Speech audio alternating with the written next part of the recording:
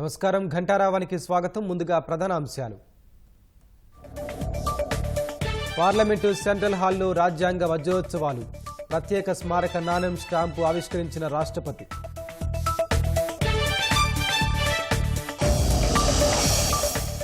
రాజ్యాంగం భారతదేశ పవిత్ర గ్రంథమన్న రాష్ట్రపతి. సమాజానికి అదే మూల స్తంభం వంటిదని వ్యాఖ్య.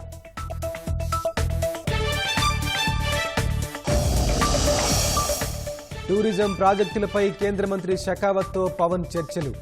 ఏర్పాటుపై సానుకూలంగా స్పందించారన్న ఉప ముఖ్యమంత్రి.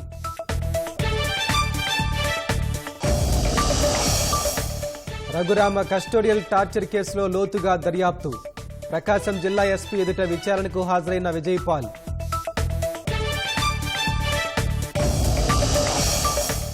పాక్లో హింసాత్మకంగా మారిన పీటీఐ శ్రేణుల ఆందోళనలు.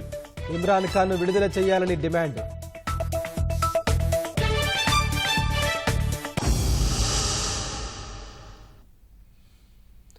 రఘురామకృష్ణరాజు కస్టోడియల్ టార్చర్ కేసులో నిందితుడిగా ఉన్న సిఐడి విశ్రాంత ఏఎస్పీ విజయపాల్ ప్రకాశం జిల్లా ఎస్పీ ఎదుట విచారణకు హాజరయ్యారు.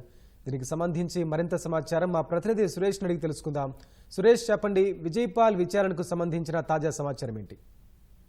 వెంకటేష్, నర్సాపురం మాజీ ఎంపీ, ఏపీ శాసనసభ deputy speaker Raghuramakrishnaraju custodial torture కేసులో అప్పటి విచారణాధికారి సిఐడి విశ్రాంత అదనపు ఎస్పీ విజయపాల్ ఈ రోజు ప్రకాశం జిల్లా ఎస్పీ కార్యాలయం ఎదుట హాజరయ్యారు.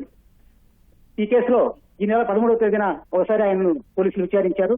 ఆ విచారణలో రఘురామకృష్ణరాజును అదుపులోకి తీసుకున్న సమయంలో ఆయన ఎవరు హింసించారు, ఎవరి ఆదేశాల మేరకు హింసించారు, దాని వెనక ఎవరు ఉన్నారు, ఆయన ఆరోపించినట్లుగా ఆ వీడియో ఫుటేజ్ ఎవరు చూపించారు వాట్సాప్ కాల్లో తదితర అంశాలని గతంలోనే అధికారులు ప్రశ్నించారు. అప్పట్లో ఈ విషయంలో తనకేమీ తెలియదు, గుర్తులేదు, మర్చిపోయానని చెప్పారు విజయపాల్. దీంతో అప్పుడు విచారణ వాయిదా వేసి మళ్ళీ ఈ రోజు సోమవారం రావాలని పిలిచారు. ఇంతలోనే ఆయన సుప్రీంకోర్టులో బెయిల్ పిటిషన్ వేయడము, తాజాగా నిన్న జరిగిన దీంట్లో విచారణలో సుప్రీంకోర్టు ఆ బెయిల్ పిటిషన్ కొట్టేసింది. ఈ నేపథ్యంలో పోలీసులు ఇవాళ హాజరయ్యారు. జిల్లా ఎస్పీ ఏఆర్ దామోదర్తో పాటు గుంటూరు, విజయవాడ జిల్లాలకు చెందిన అధికారుల బృందం విజయపాల్ని ప్రస్తుతం విచారిస్తోంది. అదే అంశాలు గతంలో విచారణలో అతను చుట్టుపెట్టిన అంశాలను మొత్తాన్ని తిరిగి మరోసారి అధికారులు అడుగుతున్నారు. సాయంత్రం దాకా ఈ విచారణ పట్టే అవకాశం ఉంది. అయితే బెయిల్ పిటిషన్ ను కోర్టు కొట్టేసిన నేపథ్యంలో ఈయనను ఈ రోజు అరెస్ట్ చేసే అవకాశం ఉందనే ప్రచారం కూడా జరుగుతోంది. వెంకటేష్, ధన్యవాదాలు Suresh.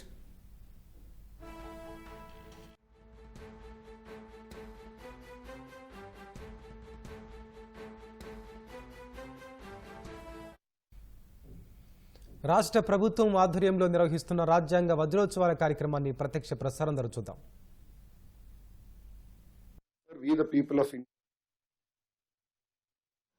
Now I request the Honorable Chief Minister for his valuable address.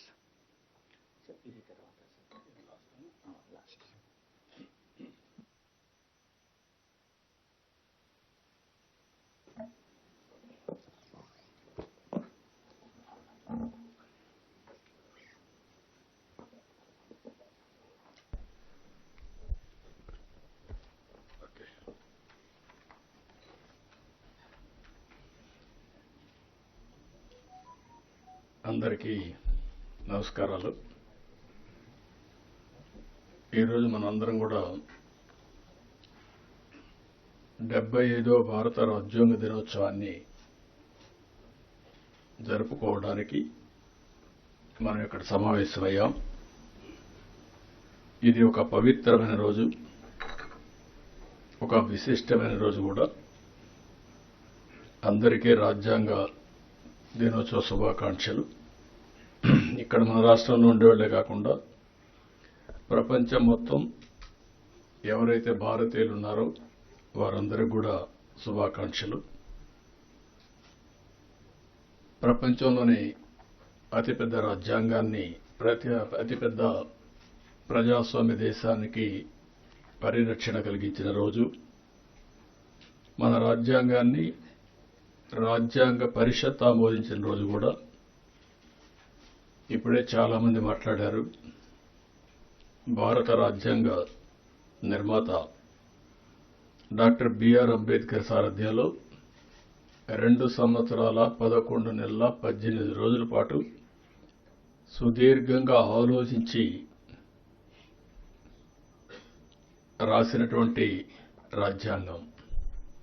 అది కూడా ప్రపంచంలోనే ఒక లిఖిత రాజ్యాంగంగా ఈరోజు మనం చూస్తే ఇది అమలు చేసి 75 సంవత్సరాలైనా ఎన్నో సవాళ్లు వచ్చినా ఆ సవాళ్లని అధిగమించి దేశ భవిష్యత్తుని అదే మాదిరిగా భారతదేశ సమైక్యతను కాపాడుకుంటూ ముందుకు పోగలిగాం. డాక్టర్ అంబేద్కర్ 125వ జయంతి సందర్భంగా 2015 నుంచి రాజ్యాంగాన్ని భారత రాజ్యాంగ దినోత్సవంగా జరుపుకుంటూ ముందుకు పోవాలని గవర్నమెంట్ ఆఫ్ ఇండియా నిర్ణయించడం. మనం రాజ్యాంగాన్ని సమర్పించిన రోజు ఈ రోజైనా మనం అందరం కూడా జనవరి 26 నుంచి మన రాజ్యాంగాన్ని పరిరక్షించుకున్న దినోత్సవంగా మనం ముందుకు పోతూ వచ్చాం. అయితే ఈరోజు మనం దీన్ని ఒక 2 అకేషన్లో గుర్తు చేసుకుంటున్నాం. స్వాతంత్ర దినోత్సవం జరుపుకుంటున్నాం. మొన్నటి వరకు జనవరి 26 రిపబ్లిక్ డే మాత్రం జరుపుకున్నాం. ఎన్డీఏ గవర్నమెంట్ వచ్చిన తర్వాత రాజ్యాంగాన్ని ఆమోదించిన రోజు కూడా మనం జరుపుకోవాలని నిర్ణయించడం అనేది చాలా ముఖ్యం. రాజ్యాంగాన్ని ఇప్పుడు మనం అందరం కూడా మన మైండ్ని కంట్రోల్ చేయాలన్నా, కండిషన్ చేయాలన్నా ఏ రిలీజన్ సంబంధించి ఆ రిలీజన్ రిమైండర్ కింద చేసుకుంటూ వస్తున్నాం. హిందువులు చూస్తే దేవాలయాలు పోతారు, భగవద్గీతను ప్రాక్టీస్ చేస్తారు. క్రిస్టియన్స్ని చూస్తే చర్చిలకు పోతారు, అక్కడి నుంచి ఏదైతే బైబిల్ ఉందో బైబిల్ని చేస్తారు. ముస్లిమ్స్ని చూస్తే ఎక్కడ మసీదుకి వెళ్ళి ప్రతి వారం కూడా మసీదుకి వెళ్ళి అదే సమయంలో ఖురాన్ని ప్రాక్టీస్ చేస్తూ ఉంటారు. అలాంటిదాన్ని మనం కూడా ఆలోచించాల్సింది. భారత రాజ్యాంగం అన్ని మతాలకు, అన్ని ప్రాంతాలకు, అందరికి కూడా ఒక పవిత్రమైన గ్రంథం ఇది. ఆ స్ఫూర్తిని కూడా ఒకసారి గుర్తు చేసుకోవాల్సిన అవసరం ఉంది. ఆ రోజు బ్రిటిష్ పాలకులు వచ్చినప్పుడు భారతదేశంలో వ్యాపారం కోసం వచ్చి అక్కడి నుంచి దేశాన్ని మొత్తం హస్తగతం చేసుకుంటూ పరిపాలన వాళ్ళు సాగించారు. మనమందరం కూడా ఒక వినూత్నమైన భావంతో ఎప్పటికప్పుడు ఆలోచించడం కూడా మానేశాం. ఆ క్రమంలో మనం చూస్తే ఎన్నో అవమానాలు, మరెన్నో అరాచకాలు. అంతకు మించి మనం ఒకసారి చూస్తే మనం ఏది చేతగాని వాళ్ళనే ఇంప్రెషన్ కూడా ప్రపంచానికి ఇచ్చే పరిస్థితి వచ్చింది. ఈ ఆలోచన విధానాన్ని కూడా మీరు ఒకసారి ఆలోచిస్తే చాలా సంవత్సరాలు, డికేడ్స్ మనం సబార్డినేట్స్ గానే ఆలోచించాం. ఎప్పుడైనా సరే ఒక్కొక్కసారి కొన్ని ప్రభావాలు ఎంత ప్రగాఢంగా పనిచేస్తాయంటే మనం వేరే దేశాలకు పోయి ఆ దేశాలతో ఉండే వాళ్ళతో సమానంగా మాట్లాడడం, మేము మీతో సమానంగా పోటీ పడగలుగుతామని చెప్పుకోలేని పరిస్థితి వచ్చే పరిస్థితికి వచ్చింది. అదే ఉద్దేశం ఆ రోజు కూడా మనం చూసినప్పుడు మీకు అసలు రాజ్యాంగం రాసుకోవడం చేతనవుతుందా అని అవహేళన చేసిన రోజు అది. అక్కడి నుంచి ఈ రాజ్యాంగాన్ని రాయడం కోసం మీరు ఒకసారి చూస్తే ప్రపంచంలో ఉండే అన్ని దేశాలని, ప్రజాస్వామ్య దేశాలన్నీ అధ్యయనం చేశారు. ఒక పక్క అమెరికా, ఒక పక్క Britain, Canada, Ireland, Germany, Australia, దక్షిణాఫ్రికా, ఫ్రాన్స్, రష్యా, జపాన్, ఇలా వివిధ ప్రపంచ దేశాలన్నీ స్టడీ చేసిన తర్వాత వాళ్ళ రాజ్యాంగంలో ఉండే బెస్ట్ ప్రాక్టీస్ అన్ని తీసుకొని అంబేద్కర్ గారికి ఉండే అనుభవంతో భారతదేశ కండిషన్స్ కూడా అధ్యయనం చేసుకుని ఒక దళిత కుటుంబంలో పుట్టినటువంటి అంబేద్కర్ గారు జీవితాంతం ఎన్నో అవమానాలు పాలయ్యారు. ఒక పక్క బానిసత్వం, ఇంకొక పక్క సమాజంలో కూడా అవహేళన ఇవన్నిటి గురైన తర్వాత ఆయనలో ఉండే పరిపక్వత రాజ్యాంగంలో పూర్తిగా ఎక్కడికక్కడ కనపడే పరిస్థితి వచ్చింది. భవిష్యత్తులో వచ్చే సవాళ్లను కూడా ఊహించుకొని రాజ్యాంగంలో సొల్యూషన్స్ ఇచ్చాడు. ఒక రోజు 2 రోజులు కాదు. ఇంత మునిపే మన మిత్రులు మాట్లాడినప్పుడు చాలా పెద్ద ఎత్తున ఎక్సర్సైజ్ చేయడం, దీనికి మీరు చూస్తే 299 మంది విశిష్ట వ్యక్తులు కలిసి సభగా ఏర్పడి ఒక్కటిగా రాసినటువంటి మహోన్నత గ్రంథం మన భారత రాజ్యాంగం. వివిధ ప్రాంతాల నుంచి ఉన్నారు, వివిధ కులాల నుంచి, వివిధ రంగాల నుంచి అందరూ కూడా ఆ రోజు ఒకటిగా చేరి ఇది రాశారు. మన రాష్ట్రానికి వస్తే మనం గర్వించదగ్గ విషయాలు, జాతీయ జెండా రూపొందించిన తెలుగువారంతా గర్వించేలా వెంగళ వెంకయ్య గారు దానికి రూపకల్పన చేశారు. అదే మరిగా చాలా మంది ప్రధాన పాత్ర కూడా పోషించారు. టంగుటూరి ప్రకాశం, నీలం సంజీవరెడ్డి, పట్టాభి సీతారామయ్య, దుర్గాబాయి దేశ్ముఖ్, వెంకట్రావు, కల్లూరు సుబ్బారావు, మోటూరు సత్యనారాయణ, ఎన్జి రంగా, సికే కేశవరావు, ఎం తిరుమలరావు, బొబ్బెరి రాజా రామకృష్ణరంగారావు, ఈ విధంగా ఒక 11 మంది ఆంధ్రప్రదేశ్ నుంచి కూడా రాజ్యాంగ సభలో సభ్యులుగా ఉండడం, ఈ రాజ్యాంగాన్ని రాసేదానికి దోహదం చేసే పరిస్థితికి వచ్చారు.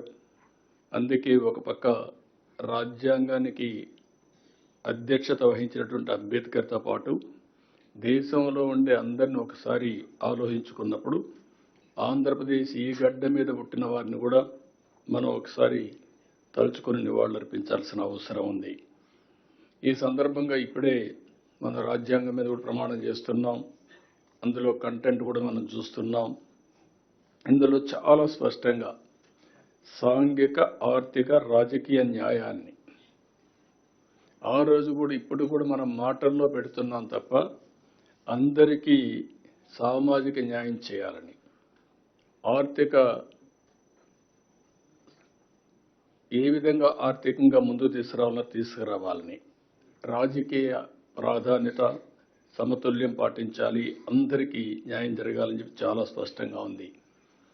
ఇంకొక పక్క ఆలోచన, భావ ప్రకటన, విశ్వాసం, ధర్మం, ఆరాధనలో స్వేచ్ఛని, ఇవన్నీ కూడా అందరికీ వచ్చే విధంగా చేయాలని, ఇంకొక పక్కన చూస్తే అంతస్తులోనూ అవకాశాల్లోనూ సమానత్వం చేకూర్చుటకు మనం ప్రయత్నం చేయాలని, వ్యక్తి గౌరవాన్ని, జాతీయతను మరియు అఖండతను తప్పక సంరక్షించాలని ప్రియాంబుల్లో ఎంత స్పష్టంగా చెప్పారంటే ఇవన్నీ చెప్పి ఈ రాజ్యాంగాన్ని 299 మంది రాసుకుంటున్నామని కాదు, భారతదేశ పౌరులుగా మనందరం రాసుకుంటున్నామనే విధంగా ఆ రోజు రాజ్యాంగాన్ని సమర్పించే పరిస్థితికి వచ్చారు. అందుకే అంబేద్కర్ గారు ఎన్నోసార్లు ఆ రోజు రాశాడు ఓపెన్గా కూడా, ఎంత మంచి రాజ్యాంగం ఉన్నా దాన్ని అమలు చేస్తున్న వారు మంచి కాకపోతే అది చెడుగా మారుతుంది. అలాగే ఎంత చెడు రాజ్యాంగం ఉన్నా దాన్ని అమలు చేస్తున్న వారు మంచివారు కాకపోతే, అది మంచివారైతే అది మంచిగా మారుతుంది అని అంబేద్కర్ ఆ రోజు చెప్పాడంటే వ్యక్తులను బట్టి రాజ్యాంగం. ఇప్పుడు మనం అందరం ఇక్కడ ఉన్నాం, ఆ రాజ్యాంగ ఫలితమే మనం ఇక్కడికి వచ్చాం. మీరు ఐఏఎస్ కావచ్చు, కొంతమంది రిజర్వేషన్లో కావచ్చు, మేము రాజ్యాంగంలో పొందుపరిచినటువంటి ఓటు హక్కు ద్వారా ఇక్కడికి వచ్చాం. వచ్చిన తర్వాత రాజ్యాంగాన్ని ఓసారి నెమరు వేసుకోవడం కూడా మర్చిపోతున్నాం. ఓసారి రాజ్యాంగాన్ని దుర్వినియోగం చేసే పరిస్థితి వస్తూ ఉంది. కానీ బ్యూటీ ఆఫ్ డెమోక్రసీ మనం ఒకసారి చూస్తే ఓట్ అనేది ఒక పవిత్రమైనటువంటి సైలెంట్ రెవల్యూషన్. ఆ రోజు అంబేద్కర్ గారు ఇచ్చిన ఓటు హక్కు మీరు చూస్తే కొన్ని దేశాల్లో కొన్ని సందర్భాల్లో అందరికీ ఓటు ఇవ్వలేదు. పేదవాళ్ళకు ఓటు కొన్ని దేశాల్లో పేదవాళ్లే కాకుండా కొన్ని వర్గాలకు కూడా ఓటు ఇవ్వని పరిస్థితి. కానీ భారతదేశంలో మొట్టమొదటి నుంచి డబ్బులుండేవాళ్ళు, డబ్బులు లేని వాళ్ళు, లేకపోతే బలహీనులు, బలవంతులు అందరికీ ఒకే ఓటు తప్ప రెండో ఓటు లేదు. ఆ ఓటు ద్వారా ఈరోజు దేశంలో ఒక విధంగా చెప్పాలంటే రాజ్యాంగాన్ని మనం కాపాడుకోగలుగుతున్నాం. ఎప్పుడైనా సరే ఏ నాయకులైనా సరే అతిగా ప్రవర్తించినా, రాజ్యాంగాన్ని దుర్వినియోగం చేసినా మళ్ళీ కరెక్ట్ చేసే శక్తి ఓటర్స్కు ఉంది. అదే రాజ్యాంగంలో ఒక బలమైన శక్తి అని చెప్పి కూడా నేను మీకు తెలియజేస్తున్నా. ఇందులో అనేక సమస్యలకి పరిష్కారం చూపించారు. అదే సమయంలో ఇప్పటికే మీరు ఒక్కసారి చూస్తే అనేక సవాళ్లు కూడా వచ్చాయి. ఎమర్జెన్సీ లాంటి చీకటి రోజులు కూడా వచ్చాయి. అదే మరిగా లాస్ట్ 5 yearsలో మన రాష్ట్రంలో కూడా మన సమస్యలు చూసాం. నేను ఎప్పుడూ 45 ఏళ్లుగా రాజకీయాల్లో ఉన్నా, అవినీతిని చూసా, అసమర్థను చూసా, ప్రోగ్రెసివ్ పాలిటిక్స్ చూసా. అదే మరి కొంతమంది ట్రెడిషనల్ పాలిటిక్స్ చేస్తూ వచ్చారు. కానీ ఇలాంటి రాజ్యాంగాన్ని తమ చేతుల్లోకి తీసుకొని ఏ విధంగా ప్రాథమిక హక్కులను కూడా పూర్తిగా కాలరాశారో మనం చూసాం. అంటే ఒక్కోసారి రాజ్యాంగంలో కూడా కొన్ని కాస్ట్లీ మిస్టేక్స్ జరుగుతూ ఉంటాయి. మామూలు మిస్టేక్స్ కాదు. కానీ ఆ సఫరింగ్ కూడా కొన్ని తరాలు, కొన్ని డికేట్స్ సఫర్ అయ్యే పరిస్థితి వస్తుంది. అయితే అల్టిమేట్గా ఎవరైనా సరే రాజ్యాంగాన్ని అతిక్రమించిన, రాజ్యాంగ స్ఫూర్తికి వ్యతిరేకంగా పనిచేసిన, నేను 2 వర్డ్స్ వాడుతున్నా. ఒక అవినీతి చేయడం మన బాధ్యతను మనం ఉల్లంఘించినట్టు అవుతుంది. అధికార దుర్వినియోగం చేయడం కూడా రాజ్యాంగ ఉల్లంఘనే. రాజ్యాంగం ఒక పవిత్రమైన ఆశయంతో మనకు ఒక బాధ్యత ఇస్తే, సమాజంలో ఒక గౌరవాన్ని, గుర్తింపునిస్తే, ఆ గుర్తింపుని ప్రజల కోసం మనం ఉపయోగించాలి తప్ప మన స్వార్థం కోసమో మన ఎగోతోనో మనం చేస్తే అది కూడా తీవ్రమైన నష్టాలు జరుగుతుంది. అందుకని ఇంకొక పక్కన మీరు చూస్తే రాజ్యాంగంలో చాలా స్పష్టంగా సాంఘిక, ఆర్థిక, రాజకీయ అసమానతలు కానీ సమానత్వం కానీ 75 సంవత్సరాలు అయింది. ఇప్పటికి కూడా మనం అనుకున్న లక్ష్యాల్ని, ఎవరైతే స్వాతంత్రం కోసం త్యాగాలు చేశారో వాళ్ళ యొక్క విలువల్ని గౌరవించడం కానీ, ఏ స్ఫూర్తి అయితే రాజ్యాంగాన్ని రాశారో ఆ రాజ్యాంగాన్ని అమలు చేయడంలో ఇంకా మనం ముందుకు పోవాల్సిన అవసరం ఉంది. ఈరోజు ఇంకొక విషయంలో మీరు ఒకసారి ఆలోచిస్తే, ఆర్థిక సంస్కరణల వల్ల సంపద సృష్టిస్తూ ఉంది. సృష్టించిన సంపదను లాస్ట్ మైలు తీసుకుపోవడంలో ఇంకా కొన్ని సమస్యలు ఉన్నాయి. ఒకసారి ఆర్థిక స్వాతంత్రాన్ని అందరికీ ఇవ్వగలిగితే ఆటోమేటిక్గా సామాజిక న్యాయం కూడా జరుగుతుంది, రాజకీయ ప్రాధాన్యత కూడా వస్తుంది. మళ్ళీ ఇవన్నీ కూడా ఇంటర్లింక్డ్. రాజకీయంగా అందరికీ సమానమైన అవకాశాలు వస్తే చట్టాలను కూడా వాళ్ళు అమలు చేస్తారు. ఆ చట్టాల వల్ల మళ్ళా అందరికీ న్యాయం జరిగే పరిస్థితి వస్తుంది. ఇవన్నీ కూడా ఇంటర్లింక్డ్. 91లో ఆర్థిక సంస్కరణలు ప్రారంభించాం. ఈరోజు ఆర్థిక సంస్కరణల ఫలితాల వల్ల సంపద సృష్టించబడతా ఉంది. ఇంకా లాస్ట్ మైల్లో పేదరికం ఉంది. ఇది కూడా మనం అందరం ఆలోచించుకొని అలాంటి సమర్థవంతమైన ఆర్థిక విధానాలను మనం తీసుకొచ్చి ఏ విధంగా ఆ సంపదను మళ్ళీ పేదరిక నిర్మూలన కోసం, జీరో పావర్టీ కోసం ముందుకు పోతా మనం ఆలోచించాల్సిన అవసరం ఉంది. మొన్న కూడా మేము చూసాం, సోషల్ రీఇంజనీరింగ్ చేశాం. ఏదైనా సరే అందరి మనోభావాలు గుర్తుపెట్టుకోవాలి. అదే సమయంలో మనం కానీ క్యాస్టో లేకపోతే రిలీజియనో ప్రాంతమో ఇవన్నిటి పేరిట డివైడ్ అయిపోతూ ప్రమాదం వస్తుంది. ఇవన్నీ కూడా సమతుల్యం పాటిస్తూ అందరినీ సమానంగా గౌరవిస్తేనే ఈ రాజ్యాంగ స్ఫూర్తిని కూడా మనం కాపాడినట్టు అవుతుంది. ఇప్పుడు భారతదేశంలో మనం ఇంకొక విషయం కూడా ఆలోచిస్తే, ఇటీవల కాలంలో టెక్నాలజీ మనకు ఒక 20 సంవత్సరాలుగా ఒక హ్యాండీగా వచ్చింది. నేను ఎప్పుడూ చెప్తా ఉంటాను, బ్రిటిష్ వాళ్ళు పోతూ పోతూ ఇంగ్లీష్ వదిలిపెట్టిపోయారు. రెండోది, స్వతహాగా భారతీయులు మ్యాథమెటిక్స్లో చాలా స్ట్రాంగ్గా ఉన్నాం. ఈ రెండు డెడ్లీ కాంబినేషన్ ఇన్ఫర్మేషన్ టెక్నాలజీ. ఇప్పుడు ఇన్ఫర్మేషన్ టెక్నాలజీ ఆర్టిఫిషియల్ ఇంటెలిజెన్స్కి వెళ్ళిపోయింది, ఇంకా మెచ్యూరిటీ వస్తూ ఉంది. Deep technologies in all walks of life వచ్చే పరిస్థితి వచ్చింది.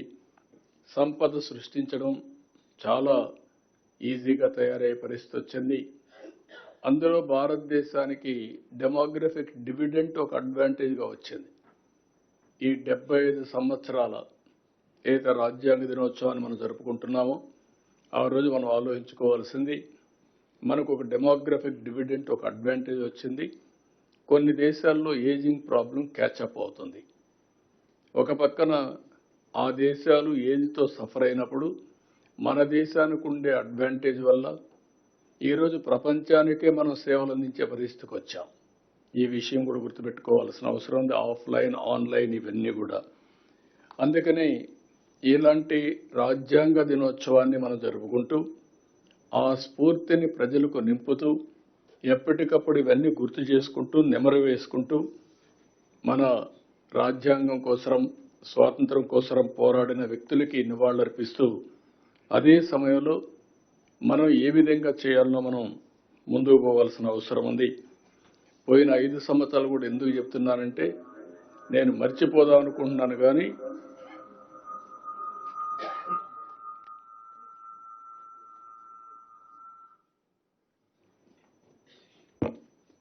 కానీ అందరికీ గుర్తుండాల్సిన అవసరం ఉంది. వ్యవస్థలన్నీ పూర్తి కూడా ఇప్పటికీ నేను 4వసారి ముఖ్యమంత్రి అయినా ఇప్పటికి కూడా నాకు ఇంకా పూర్తిగా విధ్వంసానికి గురైనటువంటి వ్యవస్థల్ని రివైవ్ చేయడం ఇంకా టైం తీసుకునే పరిస్థితి వస్తూ ఉంది. ఇంకొక పక్క ప్రజల హక్కుగా తెలుసుకునే ప్రభుత్వ నిర్ణయాలను కూడా రహస్యంగా దాచిపెట్టడం, జీవోలు ప్రజల కోసం ఆన్లైన్లో పెట్టే విధానానికి మంగళం పలకడం, అవన్నీ కూడా ఈరోజు మళ్ళీ ఆన్లైన్లో పెట్టే పరిస్థితికి వచ్చాం. ఇంకొక పక్కన 5 సంవత్సరాల జీవోలు కాకుండా ఇప్పుడు ఇచ్చే జీవోలన్నీ కూడా ఆన్లైన్లో పెట్టి ఒక పారదర్శకతకి పెద్దపీట వేసే విధంగా ముందుకు పోతున్నాం. ఇంకొక పక్కన నేను చాలాసార్లు 45 సంవత్సరాలుగా చూశాను, ఏ వ్యక్తి కూడా ప్రజాస్వామ్యాన్ని గౌరవించకుండా ప్రజాస్వామ్య విలువల్ని హరించే విధంగా పనిచేస్తే ఎక్కువ సమయం లేకుంటే ఎక్కువ కాలం అని కూడా సాధించలేరు. అవి నేను చూశాను. అదే సమయంలో ప్రజల్ని హింసించే శక్తులను కానీ వ్యక్తులను కానీ మనం ఉదాసీనతగా ముందుకు పోయినా దానివల్ల కూడా సమాజానికి చెడు జరుగుతుంది. ఇవన్నీ బ్యాలెన్స్ చేయాల్సిన అవసరం ఉంది. ఒకటే నేను మేమందరూ కూడా విజ్ఞప్తి చేస్తున్నా, ప్రజలందరికీ విజ్ఞప్తి చేస్తున్నా, ప్రజాస్వామ్యాన్ని విశ్వసిద్దాం, రాజ్యాంగాన్ని గౌరవిద్దాం, పూజిద్దాం. ఏ విధైతే ఎవ్వరు కూడా అహంకారంగా మనము లేకుండా అంబేద్కర్ గారు ఆ రోజు ఏదైతే చెప్పారో అలాంటి స్ఫూర్తిని గుర్తుపెట్టుకొని ముందుకు పోవాల్సిన అవసరం ఉంది. ఇప్పుడు ప్రకటనలు.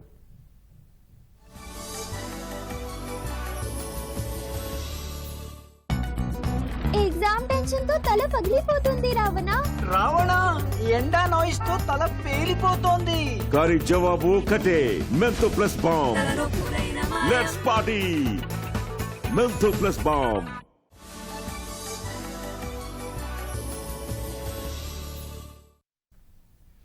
రాజ్యాంగ దినోత్సవాన్ని రాష్ట్ర వ్యాప్తంగా ఘనంగా నిర్వహిస్తున్నారు. రాజ్యాంగ వజ్రోత్సవాల సందర్భంగా శ్రీకాకుళం జిల్లా నరసన్నపేటలో ఎమ్మెల్యే బగ్గు రమణమూర్తి అంబేద్కర్ విగ్రహానికి పూలమాలలు వేసి నివాళులర్పించారు. గుంటూరులో నిర్వహించిన 75 రాజ్యాంగ వేడుకల్లో మాజీ మంత్రి డొక్కా మాణిక్య వరప్రసాద్, ఎమ్మెల్సీ లక్ష్మణరావు, ప్రజా సంఘాల నాయకులు పాల్గొన్నారు. అంబేద్కర్ విగ్రహానికి పూలమాలలు వేసి నివాళులర్పించారు. కర్నూలు నగరపాలక సంస్థ సెట్కు ఆధ్వర్యంలో కొండారెడ్డి బురుజు నుంచి కోట్ల సర్కిల్ వరకు విద్యార్థులు ర్యాలీ చేపట్టారు. నగరపాలక సంస్థ కమిషనర్ రవీంద్ర బాబు అంబేద్కర్ జీవిత చరిత్ర పుస్తకాన్ని ఆవిష్కరించి రాజ్యాంగాన్ని కాపాడతామని విద్యార్థులతో ప్రతిజ్ఞ చేయించారు. రాజ్యాంగ పరిరక్షణ అందరి కర్తవ్యమని కాంగ్రెస్ సీనియర్ నేత తులసిరెడ్డి అన్నారు. కడప జిల్లా వేంపల్లిలో కాంగ్రెస్ నాయకులు అంబేద్కర్ చిత్రపటానికి అంజలి ఘటించారు. యానాంలోనూ రాజ్యాంగ సంబరాలు నిర్వహించారు. గోపాల్ నగర్లో అంబేద్కర్ విగ్రహానికి డిప్యూటీ కలెక్టర్ మునిస్వామి నివాళులర్పించారు. రాజ్యాంగాన్ని కాపాడుతామంటూ ప్రతిజ్ఞ చేయించారు. రాజ్యాంగ దినోత్సవం సందర్భంగా గుంటూరు లాడ్జి కూడలిలోని అంబేద్కర్ విగ్రహం నుంచి ఎన్టీఆర్ స్టేడియం వరకు ర్యాలీ చేపట్టారు. రాజ్యాంగ నిర్మాతకు గుంటూరు పశ్చిమ ఎమ్మెల్యే గల్లా మాధవి అధికారులు నివాళులర్పించారు. రాజ్యాంగ స్ఫూర్తిని గౌరవిస్తామని ప్రమాణం చేశారు. ప్రజా హక్కులు సమానత్వం కోసం ఏర్పాటు చేసిన రాజ్యాంగాన్ని అందరూ గౌరవించాలని ఎమ్మెల్యే మాధవి పిలుపునిచ్చారు. ఆ రోజు మహనీయులు ఎందరో మన స్వాతంత్రం వచ్చిన వెంటనే ఆలోచించి ఈ యొక్క రాజ్యాంగాన్ని రూపకల్పన చేయడం జరిగింది. అందులో ప్రధాన పాత్ర డాక్టర్ బిఆర్ అంబేద్కర్ గారు పోషించడం జరిగింది. ఆ రోజు ఈ సమాజం కోసం, వాటి విలువల కోసం, అదేవిధంగా స్వాతంత్రం కోసం ఎందరో పడిన త్యాగాల్ని కూడా మనం స్మరించుకోవాల్సిన రోజు ఇది. సమాజంలో ప్రతి ఒక్కరూ ఏ ఆనందాన్ని, ఏ స్వాతంత్రాన్ని ఈరోజు అనుభవిస్తున్నారో దాని అంతటికీ కారణం కూడా ఇలాంటి మహనీయుల యొక్క త్యాగము. అండ్ ఇవాళ లా డేగా కూడా మనం సెలబ్రేట్ చేసుకుంటున్నాం. All credits goes to doctor BR Ambedkar garu. ఈరోజు అందరూ కూడా స్ఫూర్తిగా తీసుకొని భారత రాజ్యాంగంలో మనకిచ్చిన హక్కులు, మన బాధ్యతలు అన్నింటినీ కూడా గుర్తు చేసుకొని ఒక భావి భారత పౌరుడిగా ఏ రకంగా మన అందరం కూడా రాష్ట్రాన్ని, దేశాన్ని ముందుకు తీసుకునే దాని మీద అందరం కూడా ఆలోచించాలి. ఈ సందర్భంగా ఇక్కడ గుంటూరు నగరపాలక సంస్థ పరిధిలో ఈ ర్యాలీలో పాల్గొనడం చాలా సంతోషంగా ఉంది. సంవిధాన్ దివస్ను పురస్కరించుకుని ప్రధాని నరేంద్ర మోదీ దేశ ప్రజలకు శుభాకాంక్షలు తెలిపారు. ఈ సందర్భంగా ఎక్స్లో ఓ వీడియో పోస్టు చేశారు. 1949 నవంబర్ 26న రాజ్యాంగ సభ పార్లమెంటు సెంట్రల్ హాల్లో రాజ్యాంగాన్ని ఆమోదించగా 1950 జనవరి 26న అమల్లోకి వచ్చింది. రాజ్యాంగాన్ని ఆమోదించిన ఇవాల్టి రోజును సంవిధాన్ దివస్గా పాటిస్తున్నారు. రాజ్యాంగాన్ని ఆమోదించి నేటికి 75 ఏళ్లు పూర్తయిన సందర్భంగా ఏడాది పాటు వేడుకలు నిర్వహించాలని కేంద్ర ప్రభుత్వం నిర్ణయించింది. పార్లమెంటు ఉభయ సభలను ఉద్దేశించి రాష్ట్రపతి ద్రౌపది ముర్ము ఇవాళ పాత పార్లమెంటు సెంట్రల్ హాల్లో ప్రసంగించనున్నారు. మరో కార్యక్రమంలో ప్రధాని నరేంద్ర మోదీ ప్రసంగించనున్నారు. రాష్ట్రంలో టూరిజం యూనివర్సిటీ సహా 7 ప్రాజెక్టులపై కేంద్ర పర్యాటక శాఖ మంత్రి గజేంద్ర సింగ్ షెకావత్తో ఉప ముఖ్యమంత్రి పవన్ కళ్యాణ్ చర్చించారు. ఢిల్లీ పర్యటనలో ఉన్న పవన్ ఈ ఉదయం అక్బర్ రోడ్డులోని షెకావత్ ఇంటికి వెళ్లారు. రాష్ట్రంలో పర్యాటక ప్రాజెక్టులకు సంబంధించిన అంశాలను ఆయన వద్ద ప్రస్తావించారు. తమ ప్రతిపాదనపై కేంద్ర మంత్రి షెకావత్ సానుకూలంగా స్పందించారని పవన్ తెలిపారు. గజేంద్ర సింగ్ షెకావత్ గారంటే నాకు అపారమైన గౌరవం. అది ఈ రోజుది కాదు. ఆయన జలశక్తి మినిస్టర్గా ఉన్నప్పుడు కూడా ఆయన పోలవరం గురించి ఆయన ఎంతో నిలబడ్డారు. ఈరోజు ప్రత్యేకించి మన టూరిజం అండ్ కల్చర్ మీద ఆయన బాధ్యతలు నిర్వహిస్తున్నారు కాబట్టి వాళ్ళ దగ్గరికి వచ్చి ఒక 7-point ప్రపోజల్ పెట్టాము. దానికి కొన్ని ప్రాజెక్ట్స్ మీద, వీటి మీద, అలాగే టూరిజం యూనివర్సిటీ మీద. సో వాటన్నిటికీ ఆయన సానుకూలంగా స్పందించి బడ్జెట్ ఉన్న పరిస్థితుల్లో ఎలాగ దాన్ని డెడికేట్ చేయమని, ఎలా అలాట్ చేయాలో చేస్తామని చెప్పారు.